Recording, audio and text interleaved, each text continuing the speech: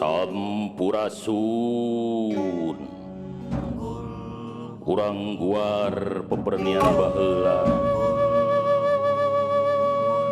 nu heubeul kapopohokeun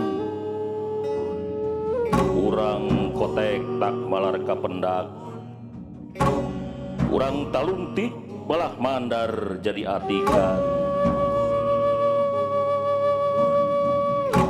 sakur nuka sumputkeun unggal nuka turuban kakurung ku waktu saban nu kungsi aya dina zamanna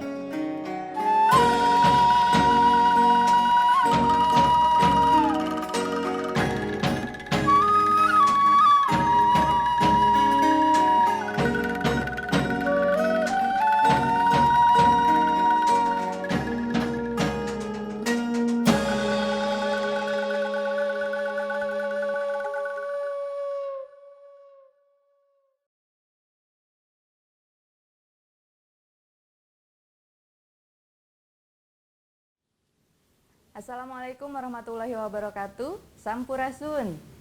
Saya Utara Kalimaya, manajer tim penerbitan dan launching untuk Festival Seni Multatuli. Festival Seni Multatuli untuk tim penerbitan dan launching pada 2018 sudah mengadakan undangan menulis puisi dengan tema Multatuli dan menghasilkan satu kumpulan puisi berjudul Kepada Tuan Dekker, karya Isbedi dan kawan-kawan. Oke, untuk 2019 kami mengadakan undangan menulis cerpen dengan tema Gunung Temenang Dilebur, Lebak Temenang Dirusak. Dan sudah menghasilkan buku kumpulan cerpen berjudul Pengakuan Jalak Rarawe. Pada 2021 ini kami mengadakan undangan menulis cerita anak dengan tema Harta Karun dari Tanah Karuhun. Sudah ada 106 naskah yang sudah berhasil dikurasi menjadi 20 naskah cerita anak. Di naskah-naskah yang terkumpul pada undangan menulis cerita anak kali ini, banyak sekali cerita mengenai fabel yang menceritakan tentang hewan-hewan endemik di Kabupaten Lebak. Ada awak abu-abu, ada kerbau, ada tanduk, dan lain sebagainya. Oke, untuk selanjutnya di tahun 2022, semoga Festival Seni Multatuli tetap ada. Terima kasih kepada seluruh penulis yang sudah mengirimkan karyanya di undangan menulis cerita anak kali ini. Dan selamat kepada para nomine yang sudah berhasil masuk di buku yang akan kami terbitkan.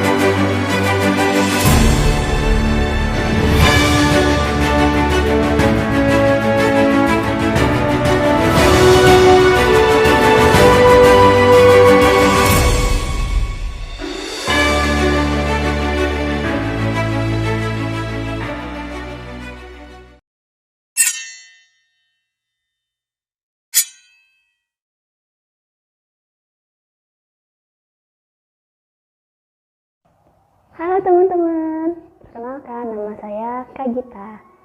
Kali ini saya akan membacakan salah satu cerita anak yang masuk dalam nominasi Cerita Anak Festival Seni Multatuli 2021. Kira-kira cerita siapa yang akan saya bacakan? Sudah siap? Cerita ini berjudul Curug Munding Kerbau, dan Burung Jalak oleh Angela Oscario. Pejamkan matamu.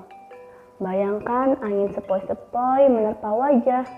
Gemercik air di kejauhan menggelitik telinga. Hirup dalam-dalam pepohonan yang segar. Sinar matahari yang tidak terlalu terik memberikan rasa kehangatan yang nyaman. Perlahan buka matamu. Kamu melihat langit biru yang cerah. Pepohonan rindang mengelilingi tanah lapang yang ditumbuhi rerumputan. Di tanah lapang itu ada sekelompok kerbau yang sedang melepas lelah setelah membantu Pak Petani di sawah. Dengan lahapnya, mereka mengunyah rumput yang lezat. Seekor kerbau yang paling muda, kita panggil saja namanya Bungsu, menggeleng-gelengkan kepalanya. Wah, kenapa ya dengan si Bungsu? Rupanya telinganya gatal. Pasti gara-gara kutu yang suka numpang tinggal di badan kerbau. Kalian tahu kutu kan? Kutu itu hewan yang mencari makan dengan menghisap darah. Hihihi, kocak sekali gerak-gerik si kerbau. Kerbau Bungsu ingin meredakan rasa gatalnya dengan berendam di air kubangan. Ia berjalan seorang diri ke sela-sela pepohonan di perkebunan. Samar-samar kicau burung mengiringi langkahnya. Lama-kelamaan kicau tersebut terdengar makin dekat, makin berisik. Sang burung seperti sedang berceloteh. Kerbau Bungsu berhenti melangkah, mencari sumber suara tersebut. Itu dia, seekor burung jalak bertengger di dahan pohon. Ada apa dengan burung yang berbulu hitam tersebut? Kenapa burung itu terus mengamati kerbau Bungsu? Kerbau Bungsu menguak dan mengangguk untuk menyapa burung jalak. Bukannya balas mengangguk, sang burung malah terbang menukik ke arah kerbau Bungsu. Kerbau Bungsu kaget bukan kepalang. Kenapa ya? Apa sang burung marah atau mau menyerang? Apa salah kerbau Bungsu? Reaksi pertamanya adalah menguap kencang. Namun, sang burung jalak tak gentar dengan kuakan itu dan terbang semakin dekat. Kerbau Bungsu pun lari tunggang-langgang menghilang ke antara pepohonan perkebunan. Bulan menerangi malam. Kerbau Bungsu menoleh ke kanan, menoleh ke kiri, memperhatikan keadaan sekitar. Situasi aman. Tidak tampak burung jalak. Kerbau Bungsu berlari menemui teman-temannya, menggebu-gebu. Ia menceritakan pengalamannya yang menegangkan kepada para kerbau lain. Bukannya prihatin, para kerbau malah menertawakan kerbau Bungsu. Mereka menganggap semua itu hanyalah imajinasi kerbau Bungsu. Mungkin burung itu cuma mau berkenalan dan bersahabat. Kerbau Bungsu pun kesal karena tidak dipercaya. Ia memilih untuk tidur menyendiri. Wah, kasihan ya teman-teman. Kalau menurut kamu bagaimana? Apa sih maksud burung jalak? Apa memang kerbau Bungsu yang terlalu penakut? Keesokan harinya, di tanah lapang, para kerbau seperti biasa menyantap rumput dengan santai. Kerbau Bungsu masih merasa was-was. Ia terus menoleh ke kanan, menoleh ke kiri, merasa diintai. Kerbau Bungsu tak berani menceritakan kekhawatirannya pada teman-teman karena takut ditertawakan lagi. Secara tak sadar, didorong rasa takut, Kerbau Bungsu berjalan mundur, terus menjauh ke dalam pepohonan perkebunan. Mendadak ia merasa ada yang hinggap di atas kepalanya. Terdengar kicau burung jalak tepat di samping telinganya. Kerbau Bungsu terlonjak kaget. Ia lari tunggang-langgang tanpa memperhatikan ke arah mana ia berlari. Kerbau Bungsu terus berlari, dan berlari. Burung jalak terbang mengejar tepat di belakangnya. sang burung jalak tak berhenti berkicau seolah mau mengatakan sesuatu. Sayang, kerbau bungsu yang ketakutan itu tak punya waktu untuk berusaha memahami maksud kicauan sang burung jalak. Suara gemuruh air terdengar makin jelas. Kerbau bungsu tak sadar berlari ke arah air terjun. Kakinya terus berlari, sementaranya kepala menoleh untuk memastikan jaraknya dengan burung jalak. Kerbau bungsu tak tahu di hadapannya ada air terjun yang membentang. Ia berusaha mengerem, namun langkahnya terlambat. Kerbau bungsu terjatuh dari air terjun. Suara kuakannya tenggelam di antara derai air terjun. Di perkampungan dekat air terjun, para petani beristirahat menikmati santap siang. Mereka dikagetkan oleh burung jalak yang terbang mendekat dengan kicauan memekakan telinga. Tak hanya itu, burung jalak mematuk-matuk caping Pak Tani. Para petani pun kesal dibuatnya. Salah satu Pak Tani hendak mengusir burung jalak. Tapi seorang lain yang berkata, "Burung itu seperti meminta pertolongan kita." Burung jalak berkicau tambah kencang seolah setuju dengan perkataan itu. Burung jalak mematuk caping Pak Tani lagi dan terbang menjauh. Ia berhenti sembari menoleh untuk menunggu para petani mengikutinya. "Ayo kita ikuti." Para petani pun meninggalkan makan siang mereka. Dipandu burung jalak, para petani tiba di air terjun. Mereka melihat kerbau bungsu berjuang untuk tidak tenggelam di kolam air yang dalamnya 7 meter. "Kumpulkan sulur pohon dan sambung jadi tali panjang," seru salah seorang Pak Tani. Dengan gesit, mereka membuat tali lasso dari sulur. Di tepi kolam, Pak Tani mengambil ancang-ancang dan melemparkan tali lasso ke arah kerbau bungsu. Ya, emparannya jitu sekali. Tali lasso menjerat badan kerbau bungsu. Semua petani menggerakkan tenaganya untuk menarik kerbau bungsu. Kerbau bungsu terbaring lemas di tepi kolam air terjun. Pak Tani memeriksanya. "Dia baik-baik saja, cuma butuh istirahat." Burung jalak bertengger di dahan sembari terus memperhatikan kerbau bungsu. Mendadak, ia terbang ke atas kepala kerbau bungsu dan mematuk-matuk kulit dekat telinganya lagi. Kerbau bungsu menguak ketakutan, tapi tak punya sisa tenaga untuk kabur. Pak Tani yang melihat itu menenangkan sang kerbau. "Jangan takut, burung jalak ini cuma mau makan kutu yang tinggal di dekat telingamu." Kerbau bungsu baru sadar bahwa burung jalak tak bermaksud jahat. Malah kerbau bungsu senang kalau kutu di tubuhnya bisa bersih. Kerbau bungsu yang merasa malu karena telah berburuk sangka pun menguak perlahan untuk meminta maaf dan mengucapkan terima kasih. Kerbau bungsu beristirahat sembari dikelilingi para kerbau. Dengan semangat, kerbau bungsu menceritakan pengalamannya. Ia pun menyampaikan bahwa mereka akan kedatangan teman-teman baru hari ini. Tak lama, terdengar kicau burung-burung jalak. Sang burung jalak datang bersama gerombolannya untuk menetap di perkebunan itu. Para kerbau menyambut gembira kedatangan mereka. Kini mereka tidak akan lagi merasa gatal karena kutu. Burung-burung jalak hinggap di tubuh mereka dan makan kutu-kutu tersebut. Pertemanan yang saling menguntungkan, bukan? Kerbau bebas gatal dan burung jalak mendapatkan makanan enak. Kerbau bungsu belajar satu hal yang sangat penting dari pengalamannya itu. Apakah kamu bisa menebaknya? Iya, benar.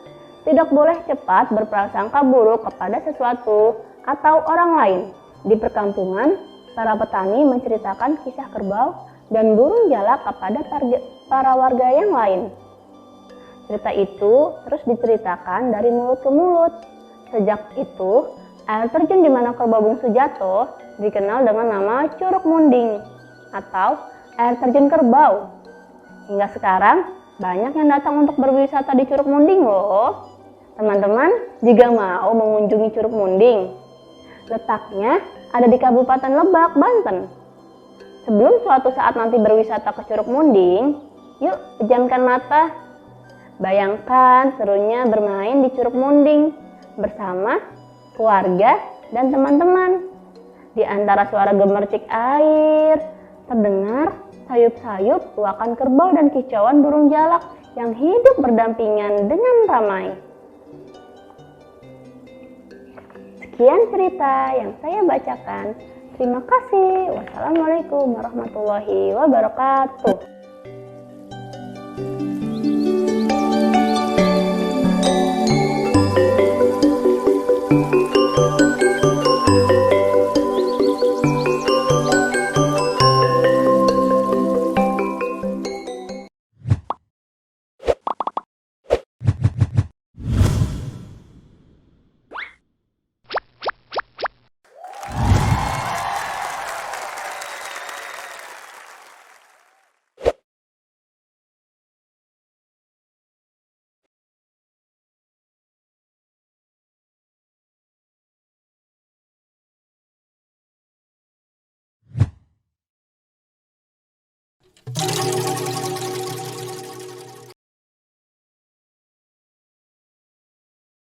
Assalamualaikum warahmatullahi wabarakatuh.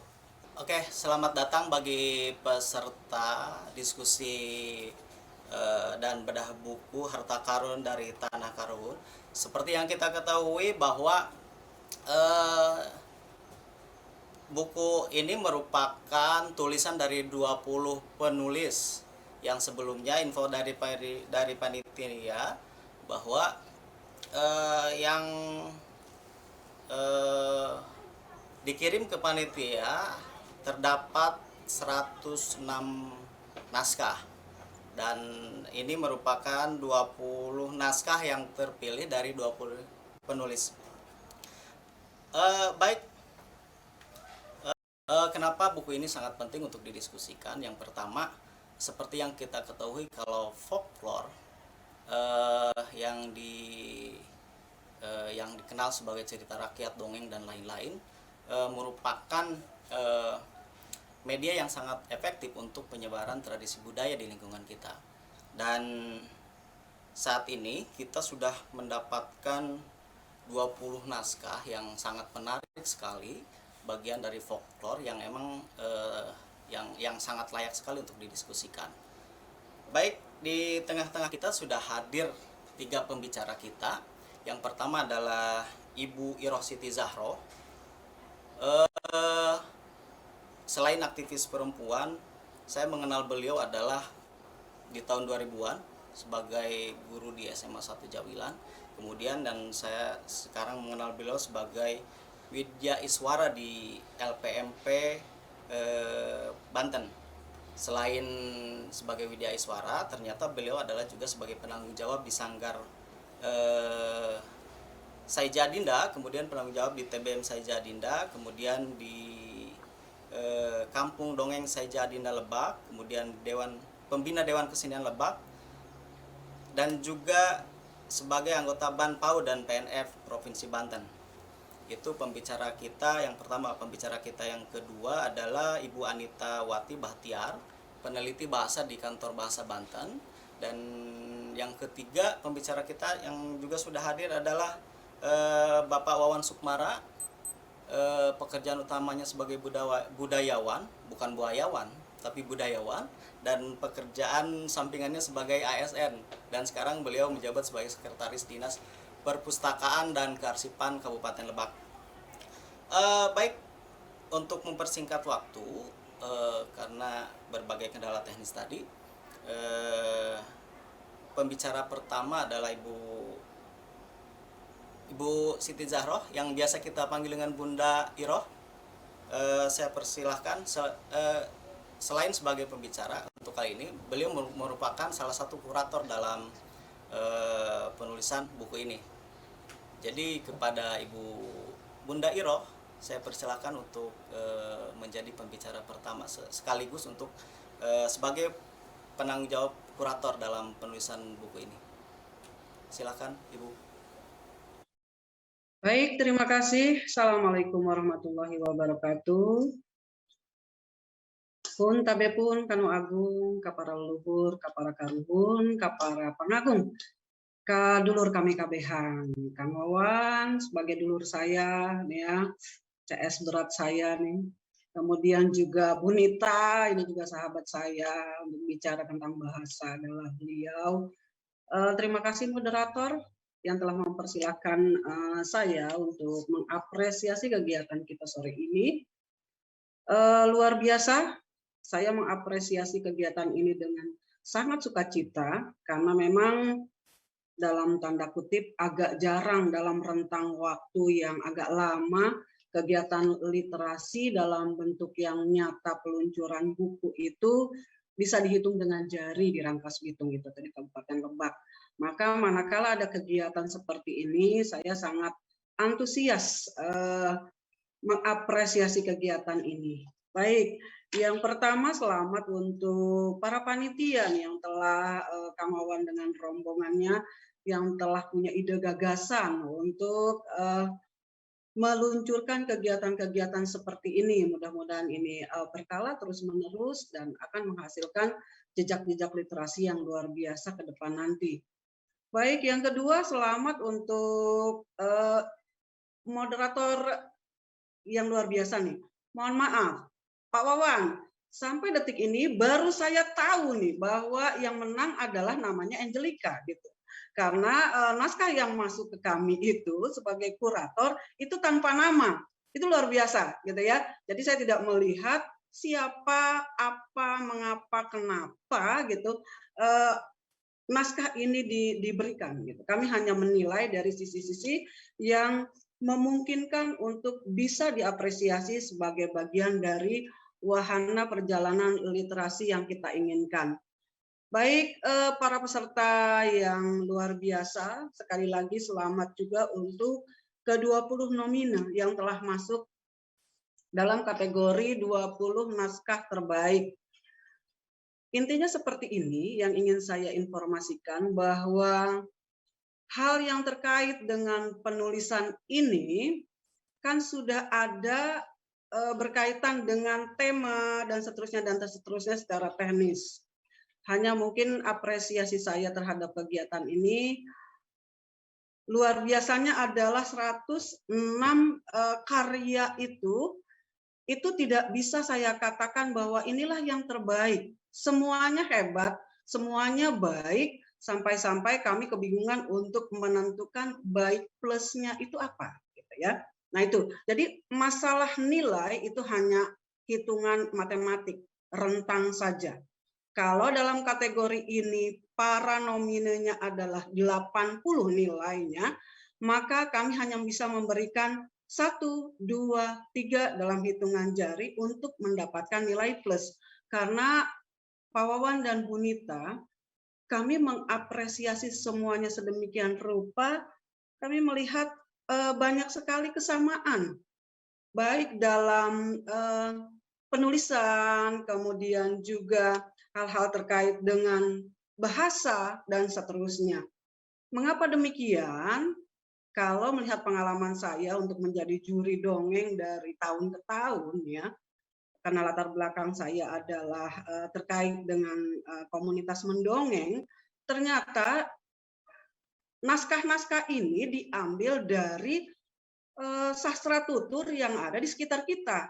Gitu, tidak diambil dari mana-mana, memang yang sering dibicarakan, sering yang didongengkan oleh para orang tua, dan seterusnya. Maka konteks tema harta karun dari Tanah Karuhun itu mendapatkan nilai yang luar biasa.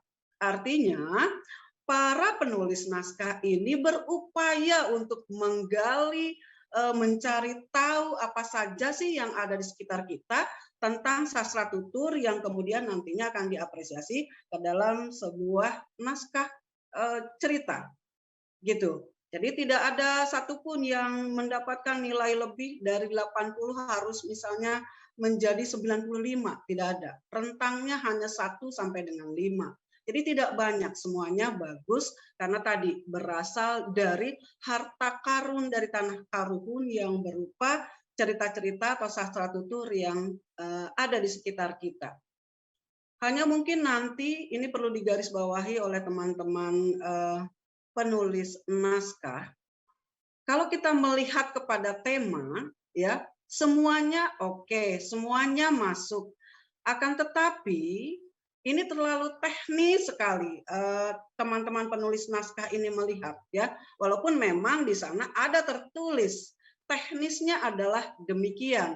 Akan tetapi sebagai sebuah wilayah cerita yang imajiner, sebetulnya merdeka saja akan membicarakan tentang apa dengan teknis yang normatifnya sudah diinformasikan. Saya katakan normatif karena apa? Ada standar. Akan tetapi tidak dilarang, malah disarankan untuk terus menelusur, menjelajahi wilayah imajinasi sedemikian rupa sehingga menghasilkan cerita-cerita yang nantinya akan luar biasa. Kalau saya lihat dari 106 judul itu ada 12 judul yang sama. Lalu kemudian Pak Wawan, ini agak formal ya, Pak Wawan. Kalau saya biasanya memanggilnya Kang Wawan. Sekarang formal nih. Pak Wawan, kalau saya lihat itu ada 12 judul yang sama. Lalu ada, ini kita melihat teknis ya, karena di situ disarankan fabel, legenda, sage, itu ada 3 unsur itu ada jenisnya. Akan tetapi yang saya sayangkan, mengapa tidak meluas ya, hanya pada lintasan Malingping, Gunung Kencana, Bayah, begitu ya. Padahal kita punya Kumpai, Kaduhau, Sawarna, Parakan Besi, Pasar Keong ya, kemudian juga Parung Kujang dan lain sebagainya, Gunung Anten, Sarageni, Talaga Hiang dan seterusnya. Nah, ini menarik untuk diangkat ke dalam sebuah judul yang ada kaitannya dengan tema-tema Karuhun. Kalau bisa saya umpamakan, misalkan satu contoh saja, harta karun terbaik misalnya, kan bisa misalnya harta karun Situragen atau oa seberang di Talaga Hiang. Jadi ada nilai-nilai lokal yang muncul di dalam permukaan judul misalnya ya. Memang tidak harus. Akan tetapi itu merupakan satu keunikan nilai yang bisa menjadi peluang mengapa menjadi 20 nomine misalnya. Atau Tando dan 5 pemburu hutan Karang Nunggul dan seterusnya dan seterusnya. Saya rasa banyak sekali yang bisa digali. Kemudian untuk binatang juga mentang-mentang, nah dalam tanda kutip nih karena ada Bunita, mentang-mentang di situ diminta adalah anis, contohnya oa abu-abu, kemudian kerbau, sapi, tanduk, maka yang muncul semuanya itu. Tidak ada varian lain. Tidak ada pecang atau si kancil, kuya, dan seterusnya tidak ada. Nah itu menjadi sesuatu yang kami cari-cari. Gitu. Atau kalau di dalam tema judul ya, kenapa sih harus, kan tidak boleh spoiler ya, atau memberi kunci jawaban langsung pada pembaca. Misalnya ada judul Hap-hap si Tando dan Mas Bo si Kerbau yang hampir menggigit peti mati, tapi ternyata peti harta karun. Itu kan dikasih tahu isinya apa gitu. Padahal tidak demikian dalam sebuah cerita. Tapi ini menarik gitu. Nah, kemudian untuk materi ya, materi saya rasa semuanya tadi tuh luar biasa, akan tetapi mungkin kurang tergali, kurang ada referensi lagi ya bagian-bagian mana yang harus dikembangkan sehingga itu menjadi sesuatu yang imajinasinya masuk ke dalam wilayah anak-anak. Secara tutur itu sistematis, akan tetapi banyak sekali teman-teman yang sangat tergesa-gesa ingin menyelesaikan persoalan tema ini sedemikian rupa sehingga malah kesannya loncat-loncat. Nah, itu juga kita perlu apresiasi ya, bahwa sistematika itu penting gitu, alur itu penting, hal-hal yang terkait dengan kebahasaan itu penting, iya nggak Bu Nita? kemudian sampai di wilayah kita, sampai di satu pilihan terbaik. Nah, ada Bu Nita hal yang menarik di sini. Mungkin teman-teman nanti bertanya mengapa ini menjadi pemenang gitu ya. Di situ ada karakter-karakter, banyak karakter yang dimunculkan. Kerjasama, gotong royong, tolong menolong, empati, permintaan maaf, terima kasih, buruk sangka, hidup berdampingan dengan damai, dan seterusnya dan seterusnya. Lalu ada kata-kata indah untuk mengawali sebuah cerita yang memberikan nuansa berbeda untuk cerita-cerita yang lain. Kemudian ada kata, ini Bu Nita harus diteliti nih, menguak. Setelah saya lihat di KBB Bu Nita, ternyata menguak itu memang ada kaitannya dengan kerbau dan sapi, ya, yaitu mengeluarkan bunyi kuak. Nah, uniknya di sini berulang-ulang dikatakan kuak, menguak, ya, mengeluarkan suara kuak dan seterusnya. Saya pikir nantinya ini menjadi satu warna tersendiri untuk sebuah cerita di mana nanti akan anak-anak bertanya kok menguak gitu ya, kambing mengembik gitu, kerbau menguak. Nah ini bagaimana? Nanti Bu Nita yang menjelaskan. Tapi saya pikir itulah keunikan dari salah satu pilihan mengapa ini yang menjadi bagian terbaik dari rentang yang tidak banyak. Sekali lagi, perlu digarisbawahi nih Pak Wawan, dari rentang yang tidak banyak, karena semuanya hebat, semuanya luar biasa. Ke depan saya sih berharap temanya lebih difokuskan lagi, kemudian topiknya juga dijabarkan, sehingga mungkin kita akan mendapatkan ragam harta karun yang luar biasa dari berbagai desa, kelurahan yang kita punya, gitu. Kalau kita sekarang ini punya 28 kalau tidak salah ya Pak Wawan, kecamatan, kemudian ada berapa ratus desa, gitu ya, kampung, kalau tidak salah 300-an, itu akan menjadi 300 cerita dalam ranah karuhun yang dimaksud, harta karun yang dimaksud. Mungkin nanti ini evaluasi saja untuk panitia, lebih detail lagi menjelaskan sebetulnya apa yang diinginkan. Karena akan sangat disayangkan manakala ragamnya sama, semuanya terfokus kepada teknis yang tidak memerdekakan itu. Teknisnya adalah fabel, ini. Kemudian teknisnya adalah binatangnya ini. Ya, walaupun itu hanya contoh. Akan tetapi kebiasaan kita membaca kita kurang bagus sehingga imajinasi kita hanya terbatas kepada bacaan yang ada, tidak melihat kepada terma-terma atau istilah-istilah apa yang diinginkan di dalam konteks penulisan cerita tersebut. Begitu moderator Pak Wawan, Bu Anita, sekali lagi Angela di sini ada ya, cantik sekali. Terima kasih, itu saja dulu. Assalamualaikum warahmatullahi wabarakatuh.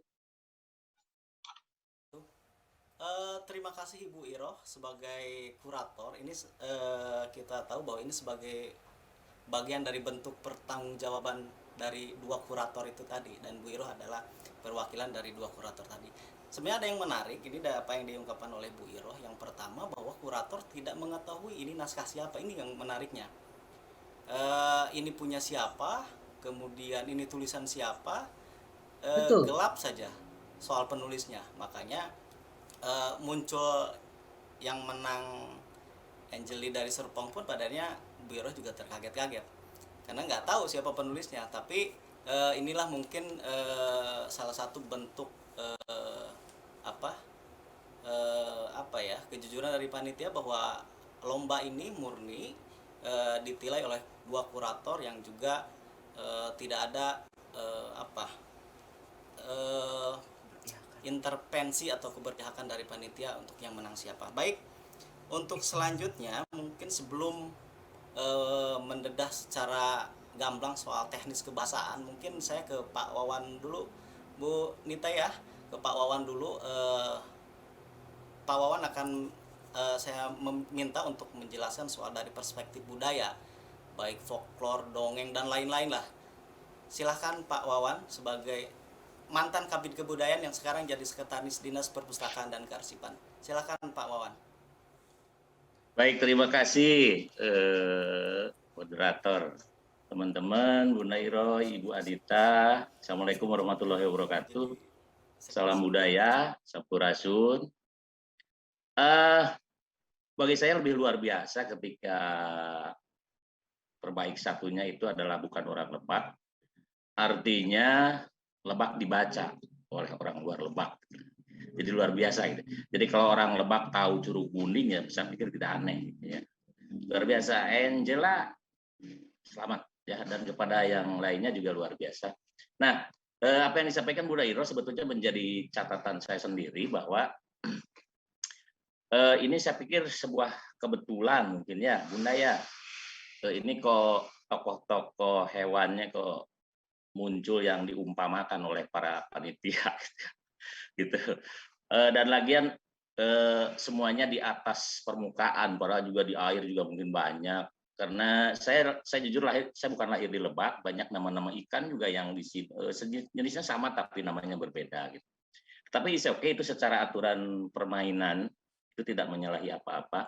Tetapi juga ada yang menjadi catatan adalah Bu Nairo bilang bahwa penulis ini bisa melakukan segalanya, imajinasinya yang luar biasa, tetapi barangkali juga akan lebih baik kalau si penulis juga tahu dan paham binatang itu habitatnya di mana gitu loh. Ya, seperti saya contohkan misalkan anis merah. Anis merah itu juga ada yang menyebut anis batak. Kemudian anis cacing ya. Ya kenapa namanya anis cacing? Ya makanannya cacing, jadi bukan beras. Ya. Penulis bisa saja dalam ceritanya itu anis cacing makan burger juga bisa gitu ya. Tetapi ini mungkin agak informasi yang kurang bagus. Kemudian juga karakteristik anis cacing itu habitatnya adalah di dataran lembab. Di dataran lembab, dan ide anis cacing itu bukan burung koloni. Ya, bukan burung koloni sehingga tidak terbang banyak gitu. Kemudian terbangnya juga itu tidak tinggi membumbung seperti elang. Nah, lagi-lagi dalam cerita mungkin saja burung anis sampai terbang ke bulan juga, tetapi ya dasar ceritanya itu seperti itu. Kemudian ada juga yang saya tertarik dengan kasintu yaitu jenis ayam hutan bukan burung. Ada dua macam di kita itu yang saya tahu, ada kasintu, ada cangehgar. Cangehgar banyak di wilayah Jawa Barat, itu warnanya agak kehijauan dan agak panjang. Kalau kasintu itu memang merah gitu ya. Dan banyak hal lain lagi yang mudah-mudahan nanti ke depan penulis bisa lebih membaca Lebak lagi, menggali lagi lebih banyak, termasuk di daerah Ciboleger itu ada burung, kalau orang yang menyebutnya itu burung beo, tapi kalau di daerah situ disebutnya burung ciung. Ya, burung ciung itu seperti burung beo, mereka menyebutnya burung ciung. Ada burung kutilang yang selama ini mungkin anak-anak kenal burung kutilang, orang Lebak menyebutnya burung pedet. Nah, itu juga banyak istilah-istilah. Nah, kemudian yang kedua, ada beberapa penulis yang mencoba untuk menyampaikan dengan bahasa lokal Sunda Lebak. Tetapi sepertinya mereka takut Bunda. Ya sieun salah gitu. Jadi dihalus-haluskan. Nah, ini lagi-lagi menjadi pembicaraan banyak pihak ketika membicarakan bahasa Sunda Banten, bahasa Sunda Priangan, itu selalu dibanding-bandingkan. Padahal sebaiknya itu disandingkan saja. Karena di bahasa Sunda di Priangan juga sudah tidak ada mengenal istilah kasar halus. Yang ada itu adalah bahasa wano dan bahasa hormat. Jadi bahasa wano itu adalah bahasa akrab. Ya, bahasa wano itu adalah bahasa akrab gitu. Nah, maka teman-teman yang di Banten ketika akan menyampaikan dalam konteks kebahasaan daerah ya jangan merasa takut ini kasar. Karena apalagi dalam cerita itu konteksnya seperti apa kan itu bisa disesuaikan dengan cerita itu. Nah, ini menjadi menarik. Ada yang jadi seperti ragu-ragu mereka mau terus menyampaikan itu abdi gitu, padahal basisnya kami gitu ya. Jadi kusabab yang disebut kasar jadi istilah abdi gitu ya. Nah, tapi luar biasa usahanya, dan mudah-mudahan ke depan semakin berani lagi lah. Nah, kemudian juga betul, saya bukan orang pendidikan, saya hadir di sini mencoba untuk memposisikan diri sebagai pembaca. Panitia menulis kalau nggak salah ini peruntukan nanti anak usia 6 sampai 12 tahun. Nah, kalau tidak salah mohon maaf, mohon dibetulkan kalau ini. Itu kalau usia sekolah mungkin SD sampai SMP ya. Nah, pada usia SD kalau tidak salah saya mengenal ada usia kelas rendah. 1, 2, 3 itu kelas rendah. Nah, dari cerita rakyat ini saya menafsirkan bahwa ini untuk kelas SD kelas 6 dan SMP.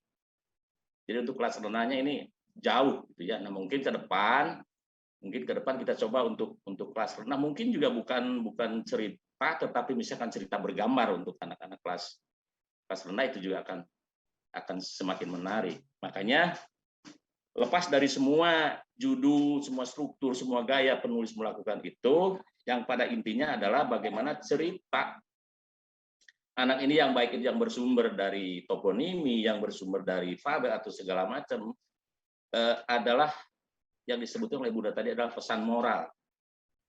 Pesan moral yang harus disampaikan kepada anak-anak kita. Nah, saya masih melihat bahwa dari keseluruhan ini pesan moralnya masih terlalu dalam tersimpan, sehingga si anak saya berkeyakinan agak sulit untuk menangkap pesan moralnya, gitu ya. Nah, akan tetapi ada beberapa penulis yang mencoba di luar konteks cerita itu membuat keterangan pesan moral (2) gitu ya. Itu bagus juga sebetulnya, tetapi akan lebih elok kalau misalnya itu tersimpan di dalam sebuah cerita, gitu ya, di dalam sebuah cerita. Saya pikir itu nanti kita diskusi saja. Mohon maaf. Jadi sekali lagi saya hanya memposisikan diri sebagai seorang pembaca dan mudah-mudahan ikhtiar kita ke depan itu semakin terus kita dukung sama-sama. Dan saya melihat ini pesertanya masih muda-muda ya, Bunda ya, Bu Anita ya. Ini luar biasa. Saya juga suka nanya ke Teteh dari mana saja ini pesertanya. Oh banyak Pak, dari sana sini, dari sana sini. Yang terbaiknya dari BSD. Selamat ya. Dan mudah-mudahan Bunda Iro, Bu Anita terus bersama kami nanti ke depan, karena kami sadar bahwa bacaan-bacaan untuk anak di era sekarang itu ya memang agak sulit lah untuk dibicarakan gitu ya, didapatkan gitu. Jadi mudah-mudahan ke depan dengan kreatif anak muda bisa mendapatkan cerita-cerita anak yang ceritanya yang luar biasa, memiliki pesan moral luar biasa, kemudian ilustratornya juga luar biasa. Hebat deh. Mudah-mudahan ke depan lebih maju lagi. Terima kasih moderator, sementara itu dulu ya. Assalamualaikum warahmatullahi wabarakatuh. Waalaikumsalam.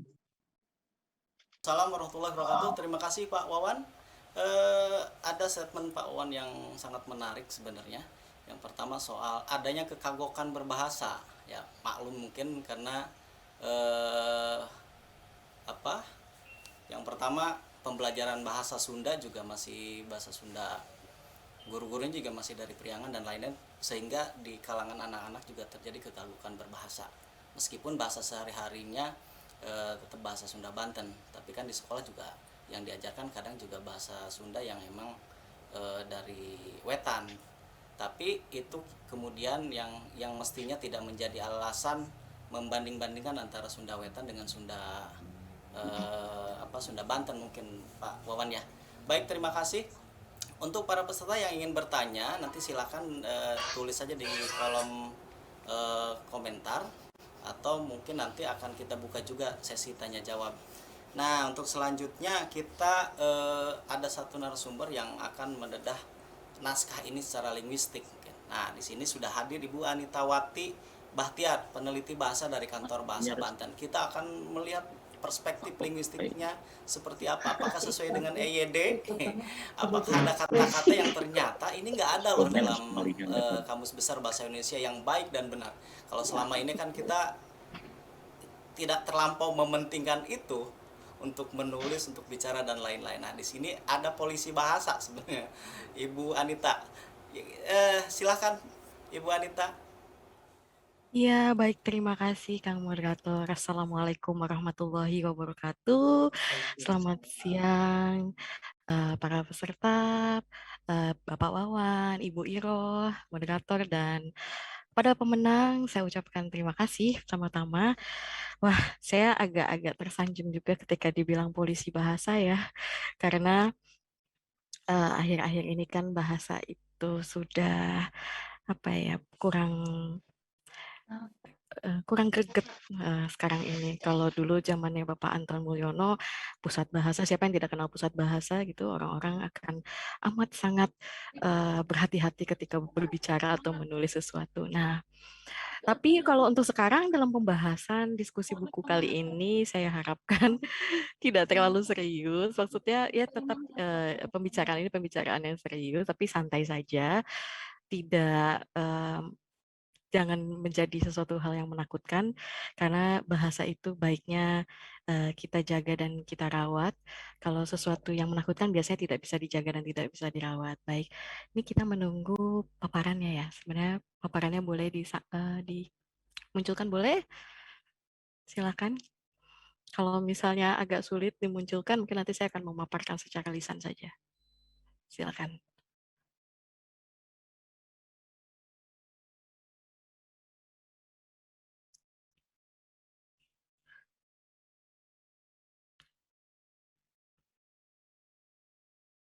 Ini mohon diberitahu apakah di tempat lain muncul atau memang semua di saya belum muncul. Belum muncul. Belum muncul ya, baik. Ibu Iro, sudah kangen sekali, sudah lama tidak berjumpa. Alhamdulillah di sini ketemu ya. Tuh, alhamdulillah akhirnya ketemu ya, meskipun lewat ini daring. Baik, selanjutnya kita langsung ke halaman ketiga saja untuk asrotnya.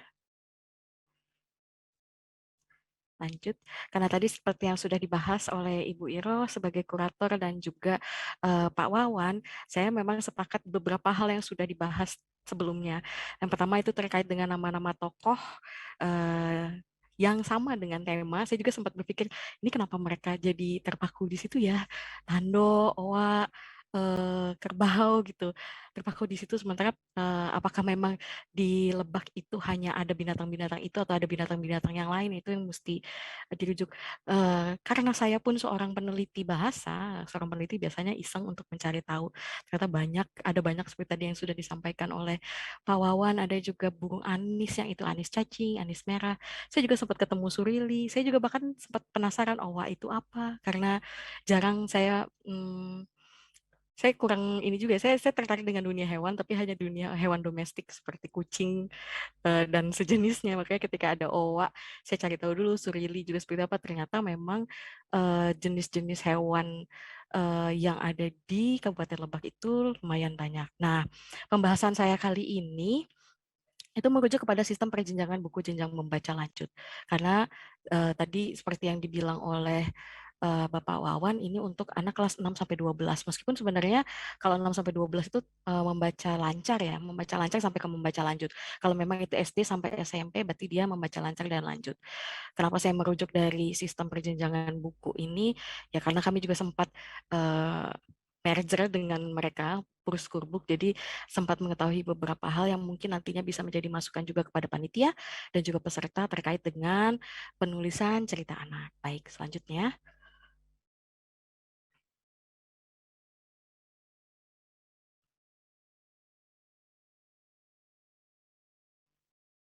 Nah, seperti tadi yang sudah dibilang oleh Ibu Iroh juga, di sini muncul semua sebenarnya legenda, fabel, dan sage. Tapi kalau saya kemarin mengelompokkan tema cerita yang muncul di 20 cerita itu ada 6 legenda dan kemudian 14 fabel. Meskipun dalam berlegenda itu ada beberapa yang mungkin sedikit menyentuh sage atau sejarah yang ada di Kabupaten Lebak. Selanjutnya.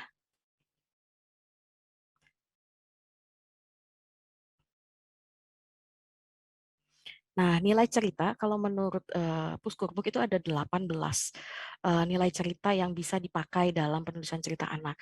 Dari ke-20 cerita yang saya baca, itu saya menemukan ada 10 nilai cerita yang muncul, dan itu adalah sebuah wujud apa ya, yang patut kita apresiasi karena rekan-rekan dan kawan-kawan yang sudah menulis cerita anak ini sudah memperhatikan nilai cerita yang wajib muncul di buku cerita anak.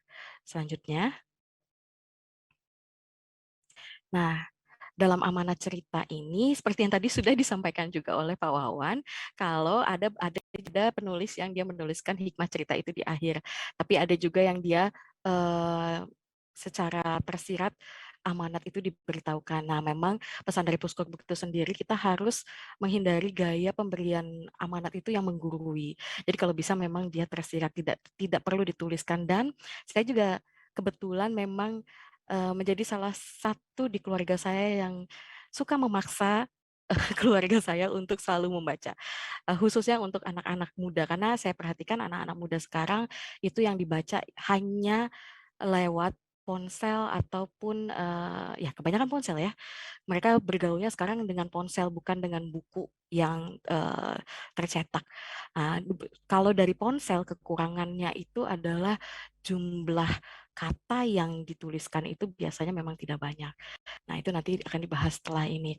Nah, dari buku-buku yang saya baca itu, cerita-cerita yang lolos di 20 cerita itu semuanya sudah memberikan hikmah yang ada di cerita. Tapi ada satu dua termasuk yang pemenangnya itu yang membuat saya nantinya, saya membayangkan kalau cerita ini saya ceritakan ke keponakan atau sepupu saya masih kecil-kecil.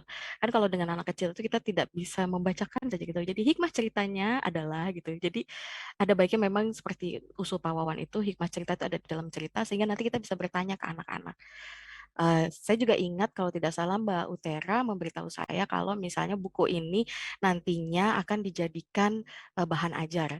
Nah, kalau untuk bahan ajar berarti kan harus dibuat supaya ketika di kelas nanti selesai membaca cerita, kita bisa bertanya ke siswa, anak-anak, kira-kira apa yang kita bisa pelajari dari tokoh ini, misalnya gitu. Apa sih yang bisa kita tiru dari Tando misalnya, atau dari Kerbau, seperti itu. Lanjut.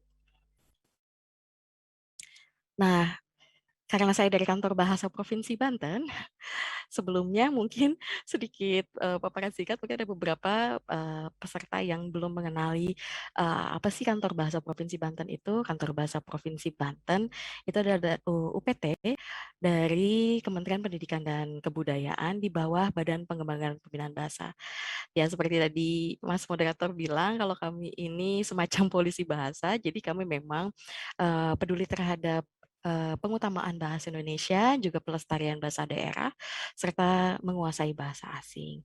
Nah, dari unsur bahasa cerita ini, dalam cerita anak, unsur yang penting menurut Puskurbook, dan kami juga, itu adalah diksi, pilihan kata, atau pilihan kata, tata kalimat, serta ejaan.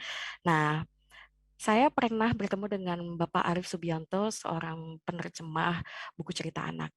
Beliau berkata, ke yes, kebanyakan penerjemah atau mungkin penulis cerita anak itu lupa kalau cerita ini dibuat untuk anak-anak. Jadi kita membuat cerita menggunakan kalimat yang dipakai oleh orang dewasa. Jadi harus diingat bahwa cerita ini nantinya akan dibaca oleh anak-anak. Jadi akan lebih baik bila mana kita menggunakan kalimat-kalimat atau kata-kata yang biasa digunakan oleh anak-anak. Kata-kata yang sederhana, yang mudah dipahami oleh anak-anak. Itu menurut saran beliau, Bapak Arif Subianto. Baik. Selanjutnya. Nah, ini bukan bermaksud untuk menyalah-nyalahkan penulis ya. Ini hanya sebagai bahan kita diskusi nantinya. Beberapa hal yang saya temukan dalam cerita-cerita, ke-20 cerita yang mau, itu adalah ada beberapa pilihan kata yang disesuaikan dengan membaca sasaran. Karena anak-anak misalnya ya, seperti tadi Ibu Iroh juga sempat membahas menguak. Jangankan anak-anak Ibu, saya juga sampai harus mengecek kayaknya ya itu masuk deh suara, itu onomatope ya, tiruan bunyi.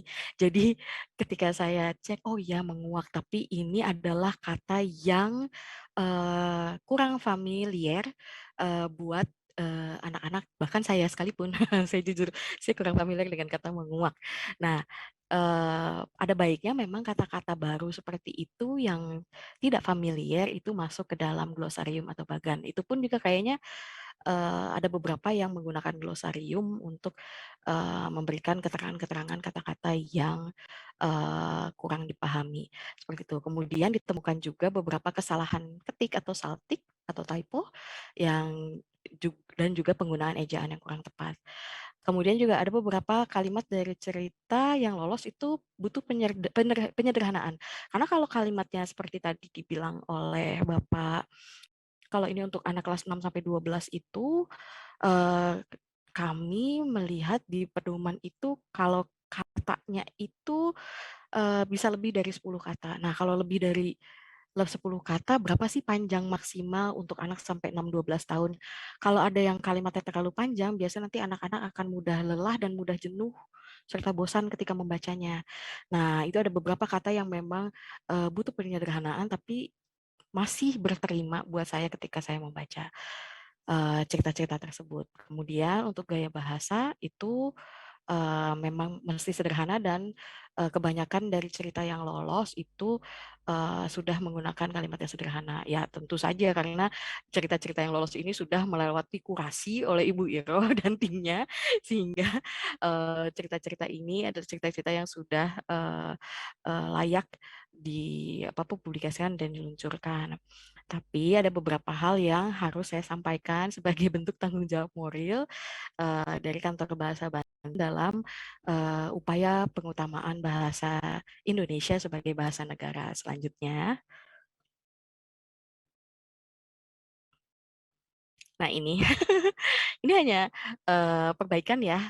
Contohnya saja bila mana ingin dilakukan kami silakan, bila mana tidak pun tidak mengapa. Seperti tali lasso, lasso ditulisnya double S.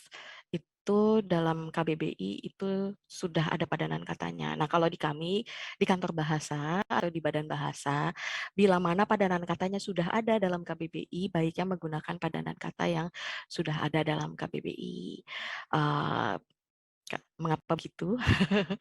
Supaya anak-anak terbiasa terpapar dengan penggunaan bahasa Indonesia yang baik dan benar. Karena sampai detik ini pun saya sering mendengar, Bu, kalau misalnya pakai bahasa baku, jadinya kaku dong ceritanya. Ya, kalau misalnya bahasa baku itu kan tergantung dari situasi dan kondisinya. Nah, kalau dari cerita anak, kalimat yang dipakai atau kata yang kalimat-kalimat yang dipakai ya memang harus bahasa tuturan. Tapi ketika penulisannya di buku itu baiknya mengecek kembali ke KBBI, Kamus Besar Bahasa Indonesia 5, baik dari maupun luring, untuk mengecek apakah tulisannya itu sudah sesuai dengan ejaan. Kalau dulu EYD ya, ejaan yang disempurnakan, kalau sekarang sudah PUEBI, Pedoman Umum Ejaan Bahasa Indonesia. Nah, ini beberapa contoh yang saya temukan dari ke-20 cerita yang masuk. Kebanyakan saya sih menduga kayaknya saltik ya, seperti samudra, berprasangka, naas, zaman dan izin ini kayaknya ini belum move on, karena kalau izin itu zaman dulu memang sempat izin ya. Sekarang sudah izin, lalu menyeberang, orang tua jahil berpikir kumang mengangun atau mengangun. Yang benar adalah mengangun. Nah, hal ini bisa dicek oleh penulis ke KBBI daring yang milik Badan Bahasa. Selanjutnya, Mas Asrod. Nah, ini contoh kata-kata juga. Memang kalau secara linguistik itu pasti pusing, tapi saya membahasnya sambil lalu aja. Pemukiman, ini sering sekali salah, tapi nanti bisa dicek juga di KBBI. Kemudian penggunaan kata di ini yang agak berbahaya ya, karena hal semacam itu bisa terbawa sampai nantinya ketika besar. Saya sering banget dapat curhat dari dosen-dosen terkait mahasiswa yang menulis skripsi masih melakukan kesalahan penulisan di dan ke untuk kata depan dan imbuhan.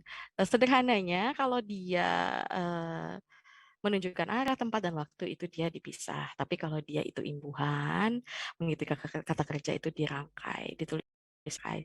Sederhana ya, tapi buat kami itu adalah hal yang bisa kami utak-utik. Kemudian penulisan kata pun. Nah, pun ini apapun itu harus dipisah kecuali ke 12 kalau tidak salah. Seperti adapun, andai pun, ataupun, bagaimanapun, biarpun, kalaupun, kedati pun maupun itu dia harus disambung. Ribet ya, tapi hal-hal kecil seperti ini itu seperti penulisannya itu juga imbalannya kalau n-nya hilang satu itu berarti bukan imbalannya, bukan imbalan kata dasarnya tapi imbala. Imbala yang ditambahnya menjadi imbalannya, n-nya cuma satu. Tapi kalau dia imbalannya menjadi imbalannya double n, n-nya dua. Double n ke bawah-bawah, n-nya dua. Hal yang sederhana ini kami melihatnya bukan hal yang sederhana sebenarnya karena balik lagi ke kebiasaan dan juga terpaparnya anak-anak mulai dari usia dini. Kalau dari usia dini mereka sudah terbiasa melihat tulisan yang benar, itu biasanya sampai mereka dewasa mereka akan sudah terbiasa menulis dengan tulisan yang sesuai dengan PUEBI atau aturan penulisan bahasa Indonesia. Tidak ribet sih menurut saya karena zaman sekarang tidak perlu membeli kamus ya, karena kamusnya sekarang sudah tebal sekali. Kamus KBBI 5 itu sekarang tinggal mengunduh di aplikasi ponsel, baik Android maupun Apple Store, itu bisa mengunduh kamus dan bisa dibawa kemana-mana. Selanjutnya, nah ini rekomendasi dari saya setelah membaca ke-20 cerita yang diberikan kepada saya, itu yang pertama adalah memperhatikan pembaca sasaran. Karena cerita ini dibuat untuk bahan ajar jenjang membaca lanjut dan membaca lancar anak kelas 6 sampai 12. Maka perlu diperhatikan juga ejaan, diksi, struktur kalimat, dan gaya bahasanya. Perlu berhati-hati bagaimana caranya membuat cerita ini mudah dicerna tapi tidak menabrak aturan-aturan yang sudah ada. Kemudian penggunaan kosakata bahasa daerah seperti tadi yang sempat diucapkan oleh Bapak Wawan, saya setuju sekali Pak. Saya ketika membaca abdi, abdi, abdi, kenapa abdi ya? Perasaan kami, kalau tidak kami kita, atau lebih baik aing sekalian gitu. Kalau tidak aing itu bukan barang Banten kalau menurut saya, gitu kan.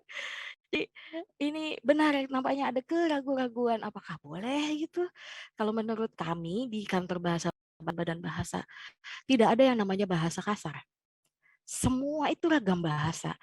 Bahasa itu adalah simbol atau ciri khas dari wilayah-wilayah tertentu. Jadi kalau memang ciri khasnya Banten kami, kita, aing, itulah yang ditonjolkan. Gitu. Jadi memang saya sepakat sekali dengan apa yang diucapkan oleh Bapak Wawan. Penggunaan kosakata bahasa daerah ini, jangan tanggung-tanggung. Hajar.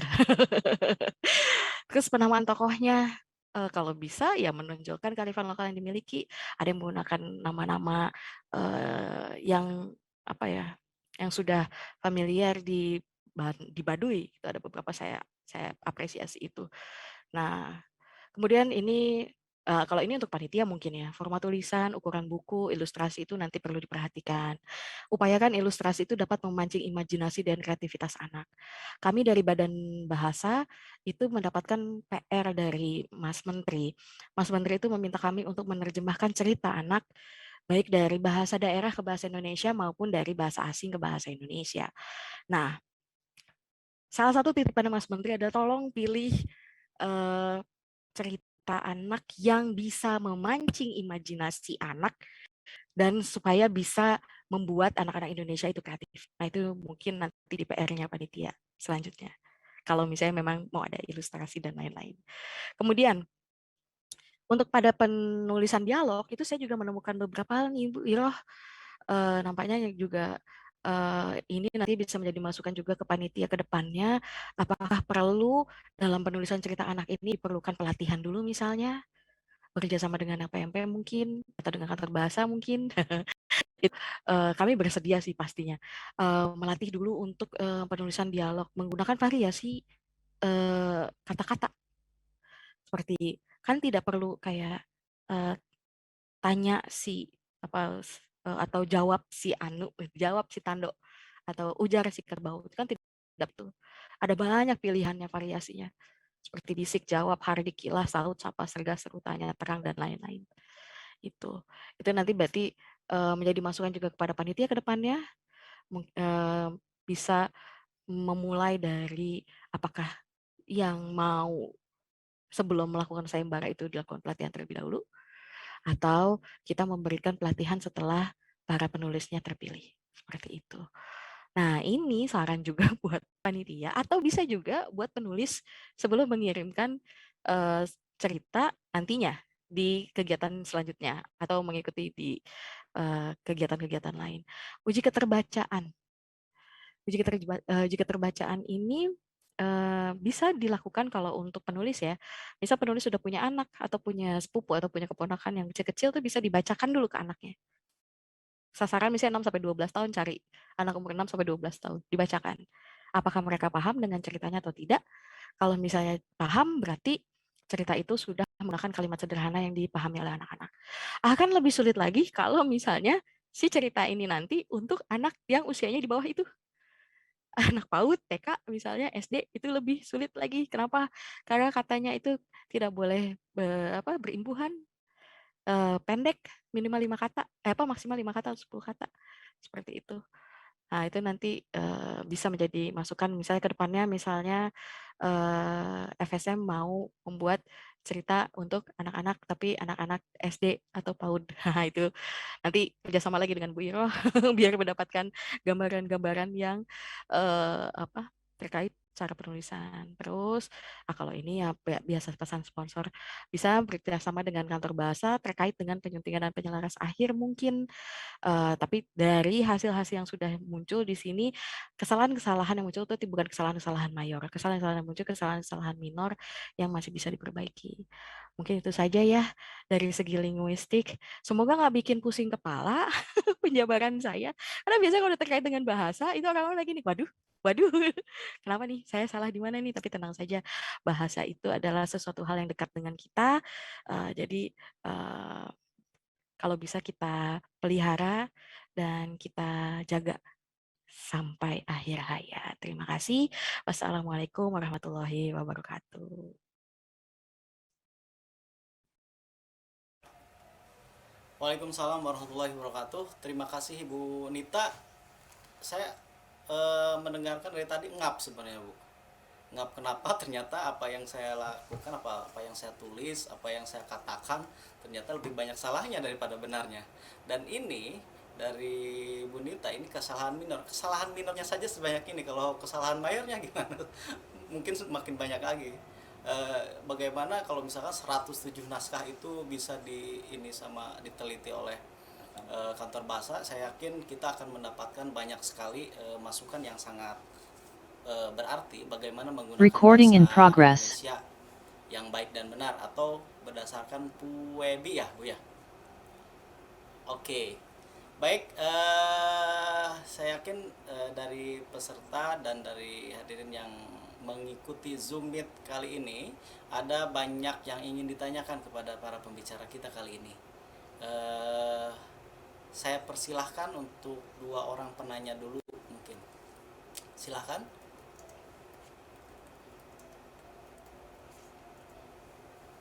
Ada, please. Silakan bisa melambaikan tangan yang ingin bertanya. Bukan ingin keluar dari Zoom Meet ya, tapi yang ingin bertanya silakan melambaikan tangan.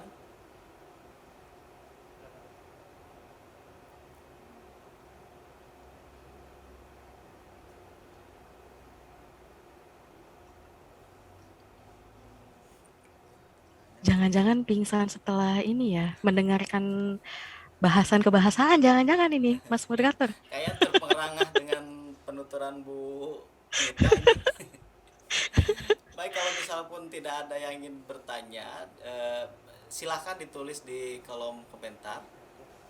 Ini ada satu pertanyaan ya? Permintaan malahan. Permintaan. Saya bisa membaca.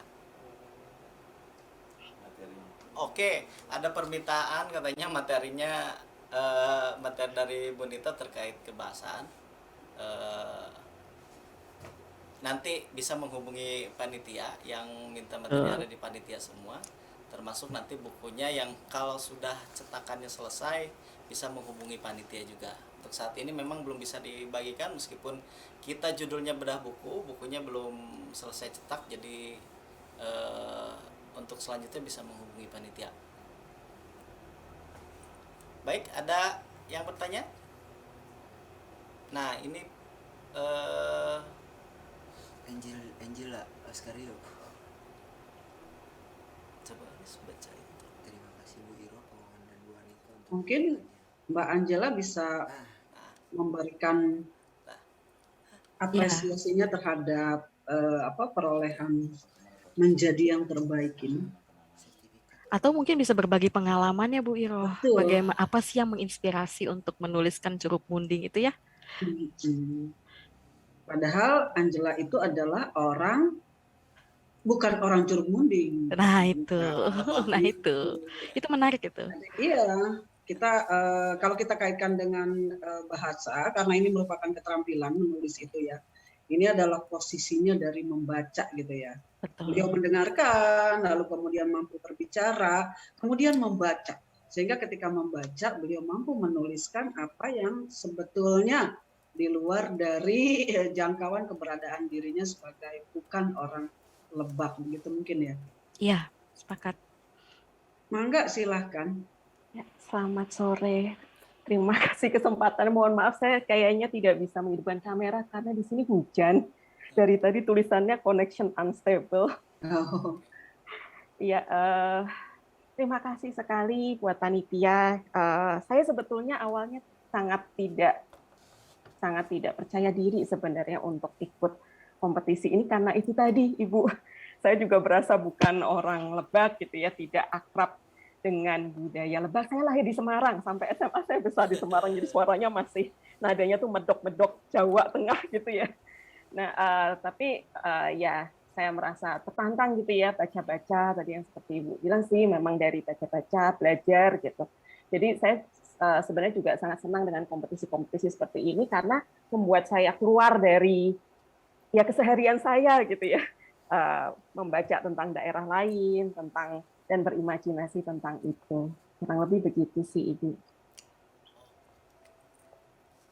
Oke, terima kasih Ibu Angela. Ini sangat menarik sekali. Lahir di Semarang, tinggal di Serpong, kemudian menulis soal Lebak dan menjadi juara dalam penulisan kali ini. Baik, ada lagi yang ingin ditanyakan dari para peserta, kemudian dari para penulis, atau para penulis yang memang belum berkesempatan untuk dipilih? Ada, please? Baik, kalau tidak ada, mungkin langsung closing statement saja saya minta dari Pak Wawan dulu untuk dalam kegiatan bedah buku ini, kemudian harapannya ke depan seperti apa dan apalagi yang akan digelar dalam kegiatan-kegiatan yang mendatang yang memang misalkan ada di bidang Pak Wawan. Silakan Pak Wawan. Terima kasih. Di penghujung ini ada yang ingin saya sampaikan, Bu Anita, Bu Nairo, seluruh yang hadir di kegiatan ini. Ini saya punya pengalaman, tapi justru kalau konteks menulis jangan ditiru ya, Bu Anita. Tahun berapa saya ikut lomba penulisan cerita bergambar untuk anak SD kelas rendah. Jujur saya ikut memaksakan diri karena hadiahnya, gitu ya, kementerian besar. Nah, karena di situ syaratnya adalah harus seorang guru, maka saya meminta teman saya untuk bersedia ngaku-ngaku jadi penulis itu, gitu ya. Posisi saya waktu itu di ilustrator. Akan tetapi ternyata tulisan itu masuk finalis. Maka teman saya harus berangkat ke Jakarta 1 minggu di sana sekaligus juga pelatihan. Selesai itu teman saya pulang, saya menutup muka agak malu. Masalahnya apa? Tulisan itu dinilai oleh juri hanya 2, Bu Anita. Dari kebahasaan itu hanya 2 gitu ya nilainya. Kemudian ilustratornya 6, agak mending gitu. Yang pada akhirnya saya berhenti menulis cerita itu. Saya pikir lebih aman lagi saya menulis syair lagu. Ya ini jangan dicontoh. Teman-teman terus konsisten di jalur menulis. Dan insya Allah nanti Bunda Iro bilang ini adalah keterampilan. Ini harus terus diasah. Harus terus diasah, nanti juga ketemu gaya mungkin ya, ketemu tes, ketemu kebiasaan yang luar biasa. Dan ini saya pikir dunia yang tidak kalah luar biasa untuk digeluti oleh terutama juga oleh anak generasi muda. Ini saya pikir dunia menulis ini tidak bersinggungan dengan siapapun. Itu bisa masing-masing nanti muncul diri sendirinya. Nah, mudah-mudahan ke depan juga masih kita bisa bekerja sama, Bunda Iro, Ibu Anita, dan teman-teman yang lain. Punten, saya agak sedikit ini tadi disampaikan oleh moderator bahwa insya Allah saya nanti tidak di kebudayaan lagi, tetapi saya nanti di Diskerpus. Ya tentu saja dunia ini akan saya bawa ke tempat saya baru, dan mudah-mudahan kita bisa terus bekerja sama. Pelatihan penulisan cerita anak nanti kita coba agendakan dengan bersama-sama kita. Ya demikian, sekali lagi terima kasih semua pihak telah berpihak. Mudah-mudahan langkah kecil kita ini membawa ke depan lebih baik lagi, dan kita akan terus bersama-sama membuat langkah-langkah lain yang luar biasa. Semua teman-teman panitia komunitas luar biasa, kawan-kawan sudah bekerja sangat sungguh-sungguh. Terima kasih. Assalamualaikum warahmatullahi wabarakatuh. Terima kasih Pak Wawan, dan selamat bertugas di tempat yang baru. Baik, untuk selanjutnya kepada Bunda Iro, mungkin Bunda Iro sekaligus kata-kata terakhir sebagai kurator nih, nanti ke depannya sebaiknya seperti apa untuk kelanjutan dari lomba penulisan naskah tersebut, atau nanti misalkan selain misalkan untuk anak-anak, apakah bisa untuk guru-guru dan lain-lainnya? Silahkan Ibu Bunda Iro. Baik, terima kasih moderator, Pak Wawan, Bu Anita. Saya sepakat dengan Pak Wawan, Bu Anita, gitu ya. Persepsi kita sama bahwa ke depan ini tetap harus dilakukan, gitu ya. Kegiatan-kegiatan seperti ini untuk mengoptimalkan hal-hal yang terkait dengan kompetensi berkaitan dengan literasi khususnya di wilayah Kabupaten Lebak. Karena biar bagaimanapun Pak Wawan kita tahu, Bu Anita kita tahu, kayaknya jejak literasi Kabupaten Lebak itu jauh lebih pesat daripada kabupaten-kabupaten lain, saya lihat gitu ya. Entah itu dari hal-hal terkait dengan komunitas, kemudian pergerakan, penulisan, dan seterusnya. Akan sangat disayangkan apabila tidak ada daya dukung yang kuat dari segenap lapisan pemerintah dalam hal ini ya, sehingga unsur-unsur kebijakan bisa bermain di sini. Saya berharap satu waktu Pak Wawan ada di dunia keperpustakaan, nanti kita akan mendapatkan hal-hal yang terkait dengan klasifikasi-klasifikasi yang tadi diinginkan oleh kita semua. Bahwa ini kan terlalu luas ya, tema luas, kemudian cakupan luas, dan seterusnya dan seterusnya. Saya sepakat sekali dengan Bu Anita gitu ya. Tadi saya juga ide itu ingin saya sampaikan bahwa sebelumnya sebaiknya memang ada workshop atau semacam pelatihan untuk mengoptimalkan hasil dari apa yang akan kita munculkan sebagai jejak literasi. Kalau enggak bahaya. Bahayanya kenapa? Kok cuma gini doang jadi juara? Nah, ini kita tidak menginginkan hal yang seperti itu. Makanya saya berterima kasih ketika ada editor, gitu ya. Nah, editor inilah gitu yang bertugas untuk tadi memilah-milah bagian mana yang seharusnya ada dan yang seharusnya tidak ada. Walaupun kata Bu Anita itu tidak hanya minor saja, hanya hal-hal yang kecil. Akan tetapi yang kecil itu merupakan tadi sebuah konsep bagaimana menuliskan kata depan, dikedari, pun, dan seterusnya. Itu kan hal yang selalu muncul dalam kehidupan sehari-hari, bukan cuma sekedar baku dan tidak baku. Akan tetapi kalau tidak kita mulai dari hal yang kecil itu, bagaimana kita akan memulainya, membuatnya itu menjadi besar, gitu ya. Jadi semangat Pak Wawan, ini kegiatan luar biasa. Kapanpun energi saya ada di dalamnya, saya sangat berterima kasih, gitu ya. Kita bahu membahu bersama-sama untuk melakukan kegiatan-kegiatan literasi agar tadi Lebak terbaca, bukan cuma sekedar di, alhamdulillahnya Angela ini bukan cuma sekedar di kabupaten kita, akan tetapi merembak ke Jawa Timur, kemana-kemana, bahkan di seluruh dunia. Gitu, seperti halnya jejak Multatuli ada di dalam kiasan ini. Terima kasih, itu saja. Jadi selamat untuk semuanya. Mangga. Bunda Iro, ini Ya. masukan yang sangat bagus sekali, dan mudah-mudahan panitia dan pemangku kebijakan bisa merealisasikannya di kemudian hari. Baik, untuk terakhir kepada Ibu Nita sebagai polisi bahasa, ini apa statement terakhirnya seperti apa, kita dengarkan. Silakan Bu Nita. Baik, ya, pertama-tama saya tetap sekali lagi mengucapkan selamat kepada pemenang dan juga rekan-rekan penulis lain yang lolos masuk di buku kegiatan Festival Seni Multatuli di Harta Karun dari Tanah Karuhun. Nah, pesan saya satu, jangan gara-gara tadi saya membahas secara linguistik, terus kemudian ditemukan beberapa kesalahan minor yang ternyata sangat banyak. Ingat ya, banyak itu dari 20 cerita. Saya nggak ngebagi satu cerita. Jadi, jangan ya menjadikan itu hal yang, susah ya nulis tuh ternyata. Harus merhatiin ini, harus merhatiin itu. Jangan dilihat ke arah sana. Kita harus berpikirnya banyak loh orang-orang hebat yang terkenal karena dia menulis buku. Seperti J.K. Rowling, terus kemudian seperti Terelie dan lain-lain. Banyak orang-orang yang mungkin awalnya menulis hanya iseng, ya kan? Kemudian bisa menjadi terkenal. Nah, dan kayaknya menjadi penulis itu bukan sesuatu hal yang memiliki banyak catatan yang harus kita capai. Misalnya kita harus ke luar negeri dulu baru bisa jadi penulis, atau kita harus kemana dulu baru kita jadi penulis, enggak.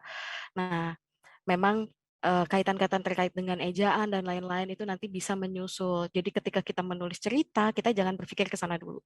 Jangan ejaannya dulu.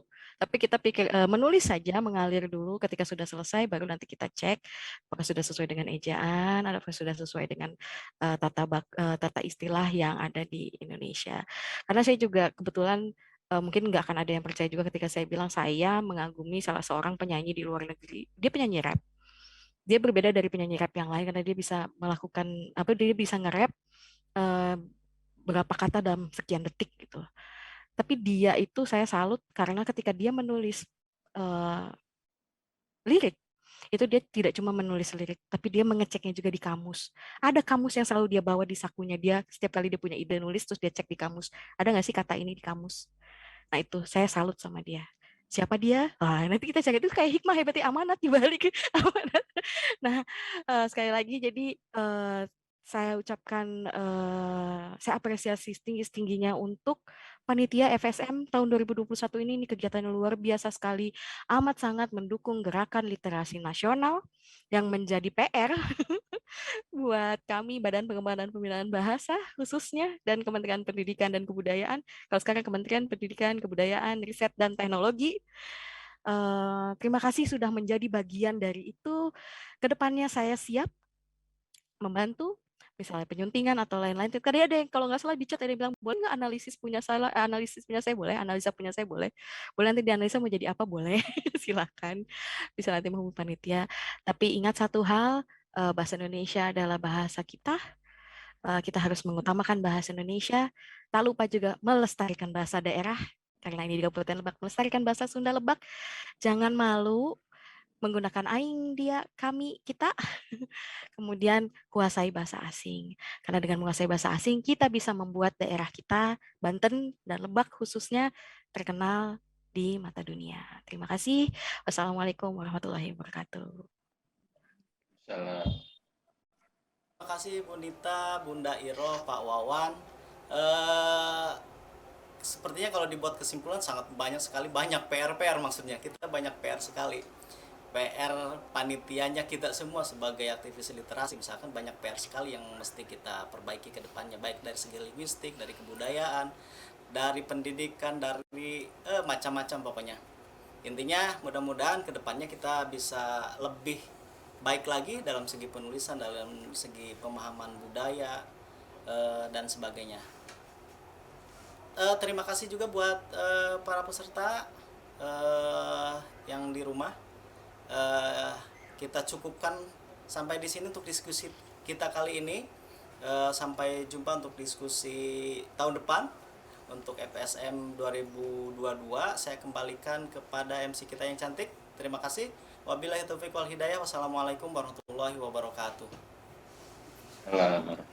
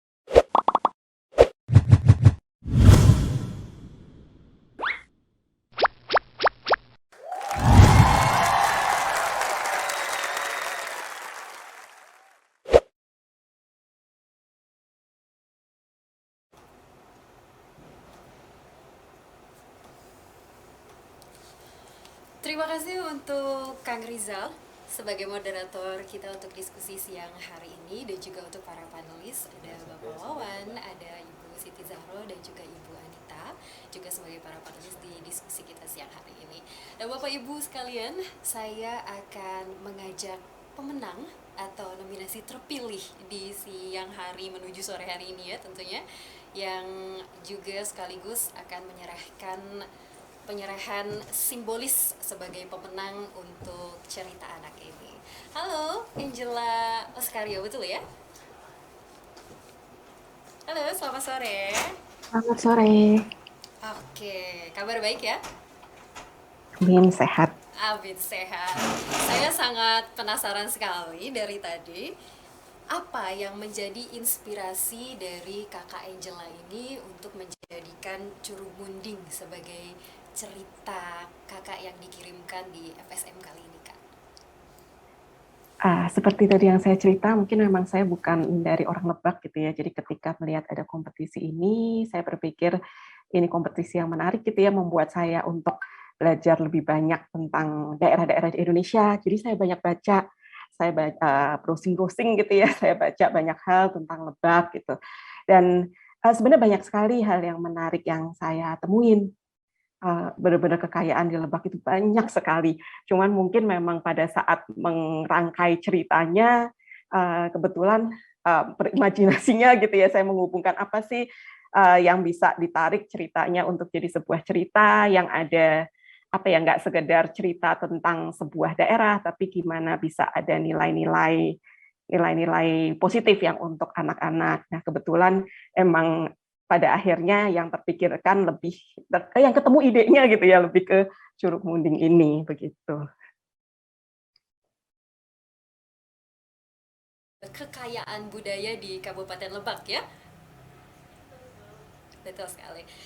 Kak Angela, kita akan langsung ya untuk memulai secara simbolis penyerahan kepada pemenang atau nominasi terpilih di cerita anak ini. Silahkan, bisa ditunjukkan Kak Angela? Nggak kelihatan ya kayaknya ya. Screen aja ya jatuhnya ya. Jadi backlight ya? Iya. Oke. Selamat untuk Kak Angela. Semoga tetap bisa produktif dan juga bisa berkarya ya. Mudah-mudahan kita bisa bertemu lagi di FSM tahun berikutnya. Terima kasih untuk Kak Angela. Terima kasih untuk semua panitia. Baik Bapak Ibu sekalian, kita sudah melakukan diskusi, launching, sekaligus juga penyerahan secara simbolis kepada nominasi terpilih untuk sore hari ini.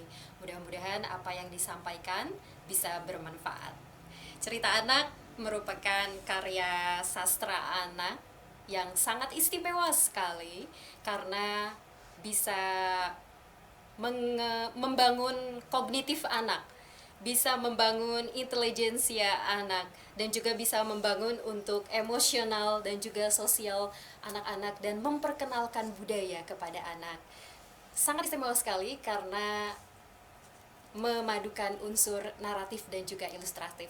Mudah-mudahan kita bisa berkarya terus, bisa terus produktif di masa pandemi ini, dan saya sebagai pemandu acara mengucapkan banyak terima kasih untuk semua panitia dan pendukung acara di FSM 2021 khususnya untuk cerita anak. Dari Perpustakaan Saija Adinda, saya Ayu Dinar mengucapkan terima kasih dan berjumpa lagi nanti di Festival Seni Multatuli 2022. Assalamualaikum warahmatullahi wabarakatuh.